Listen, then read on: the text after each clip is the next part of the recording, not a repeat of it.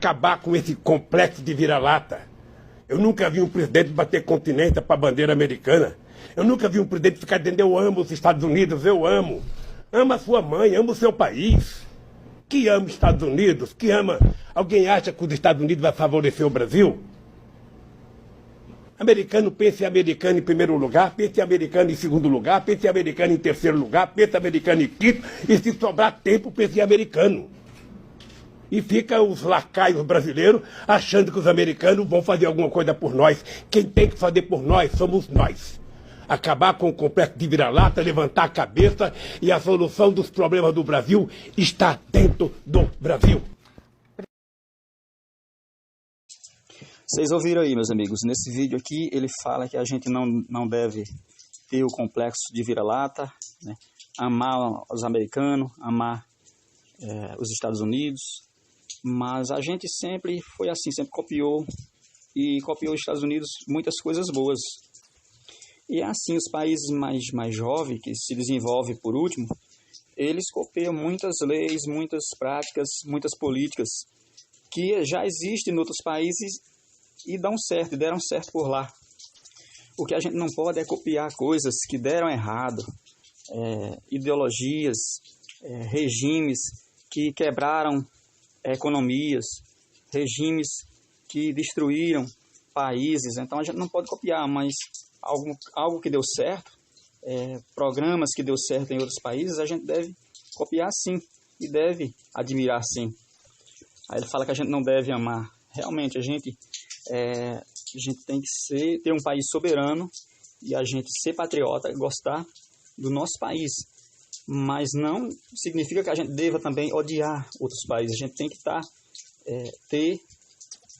ter uma lateralidade, uma amizade comercial, uma amizade no sentido de cooperar, de negociar e de se beneficiar mutuamente, mantendo uma relação saudável. Então a gente não deve amar, mas também não deve odiar, né? Como tem pessoas que odeiam. Então tem países aí mais antigos que eles foram fundamentais para a gente copiar muitas coisas boas deles e tirar proveito aqui no nosso país. E aí, obviamente, esses países muitas vezes têm leis boas, têm coisas boas, mas tem coisas ruins. O ruim é querer copiar políticas ruins, leis ruins que deram errado em outros países e trazer para cá. Como nós já tivemos aí os partidos de esquerda, deputados, pessoas do partido de esquerda, querendo trazer leis lá dos Estados Unidos, a lei de furto por necessidade, por exemplo, já teve deputadas querendo trazer para o Brasil. E essa lei de furto por necessidade, ela destrói o comércio naquela localidade ali, naquele bairro onde ela se instala. No país onde ele se instala. Por quê? Porque aumenta o número de furtos, né? Então, uma lei que diz que as pessoas podem roubar até $800, não sei quanto lá, que não é considerado crime, não é considerado furto, porque a pessoa roubou por necessidade, a pessoa que estava desempregada, estava precisando. Isso vai ter que alguém sustentar, porque o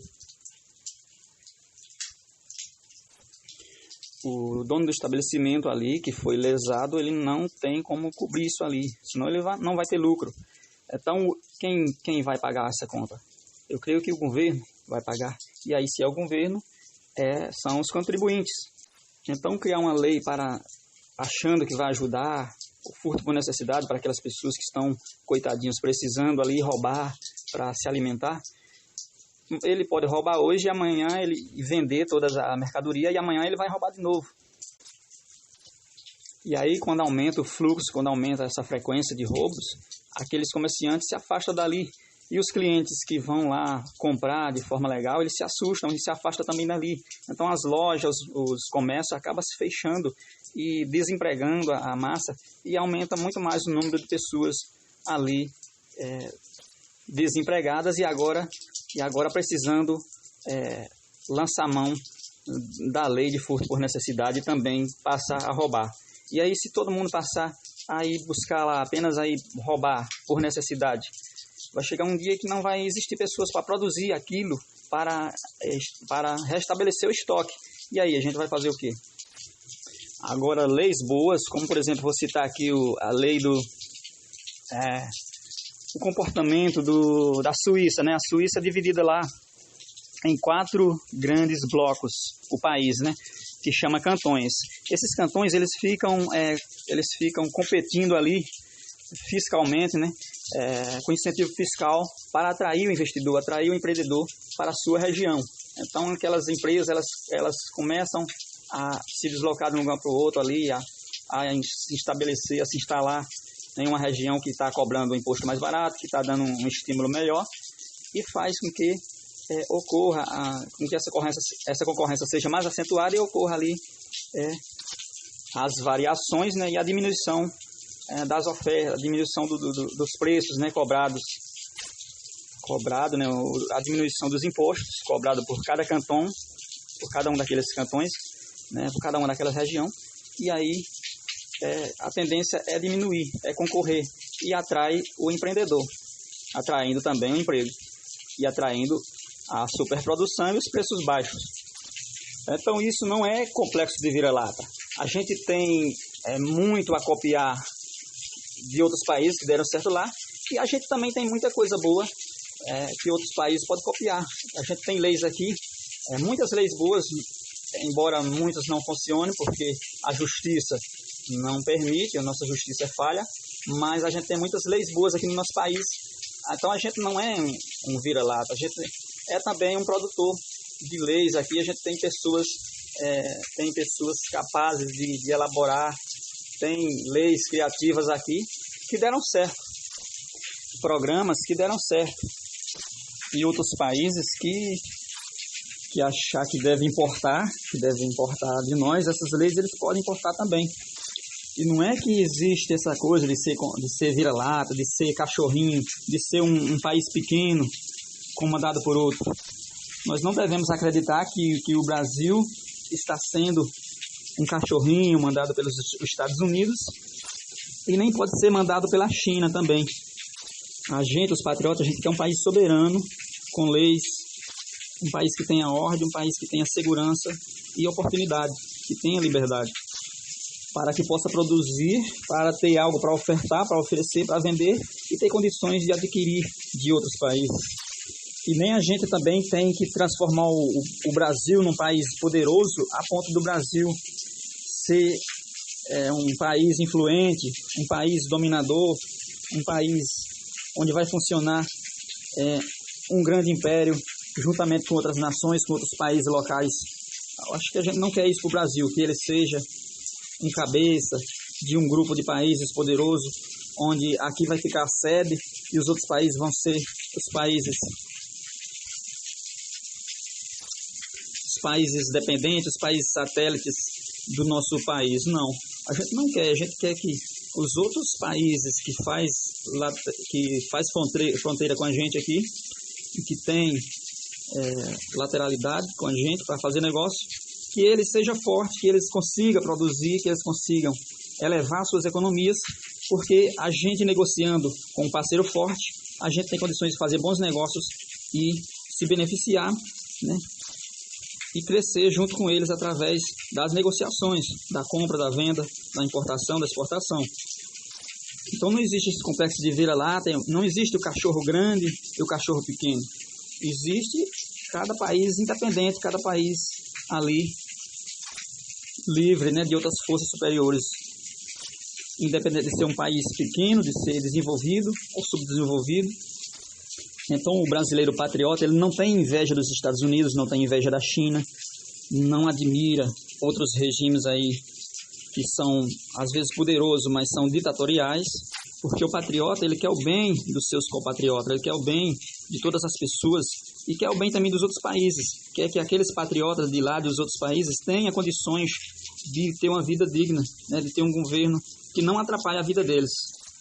E aí a gente observa esses países onde existe essa liberdade. E aí os Estados Unidos, ele sempre foi um país assim que prega a liberdade, que permite, que dá oportunidade para as pessoas, e que tem sido assim e tem tido bons resultados. E é por isso que a gente observa, né? As pessoas mais liberais, eles observam para tentar buscar aquilo que é bom, aquilo que a gente acredita que deu certo em outros países, que é trazer para cá. Então, de que adianta um país ser tão poderoso, um partido poderoso dominando um país, como é o caso da China, se a distribuição para todas as pessoas não for uma distribuição aceitável das riquezas, se lá as pessoas não vivem bem, se as pessoas forem exploradas, se as pessoas forem privadas, as pessoas não podem se manifestar, não tem muita expressão, não tem o direito a se expressar, não tem a liberdade de expressão, as pessoas são conduzidas por leis rígidas que não dá tanta liberdade para a população. Então a gente prefere que o país seja menor, que o país seja mais fraco, que a economia seja menor, para a gente com liberdade construir todo mundo junto, através do trabalho, cada um trabalhando para si ali, e consequentemente os efeitos de trabalhar para si vai levar benefícios para toda a sociedade, para todo o país. E é isso que a gente admira um pouco nos Estados Unidos. E a gente não tem esse complexo de vira-lata que dizem porque a gente ama o nosso país e não é por isso que a gente deva odiar outros países. Por exemplo, eu apenas me importo e tenho pena das populações que vivem nos regimes, né, sob regimes ditatoriais, como Cuba, Venezuela, esses países onde os governos, onde as pessoas não têm o direito de voto, onde lá não existe a democracia, né? Esses países poderosos que algumas pessoas aí admiram, eu não admiro, porque eles são poderosos, mas eles oprimem suas populações. Então a gente fica com pena, mas a gente não odeia esse país. A gente apenas observa que existe uma política errada ali, que a gente não quer copiar, é um regime errado que a gente não quer copiar para o nosso país e nem quer que nenhum político traga para o nosso país. É isso que a gente quer.